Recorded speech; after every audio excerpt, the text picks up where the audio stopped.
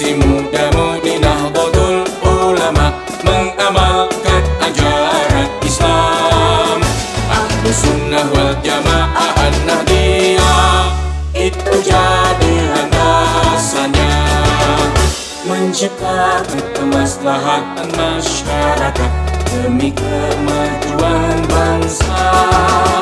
Menjunjung tinggi harkat martabat manusia agar kemakmuran tercipta.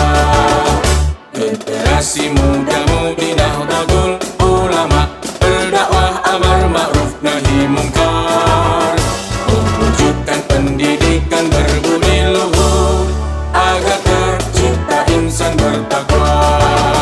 Berupaya terwujudnya kesejahteraan bagi rakyat Indonesia, dengan tetap memperhatikan sesama kita, para warga Nahdliyin, para warga Nahdliyin.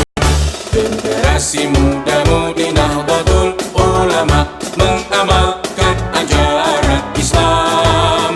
Ahlus Sunnah wal Jamaah An-Nahdliyah, itu jadi landasannya. Menciptakan kemaslahatan masyarakat demi kemajuan bangsa.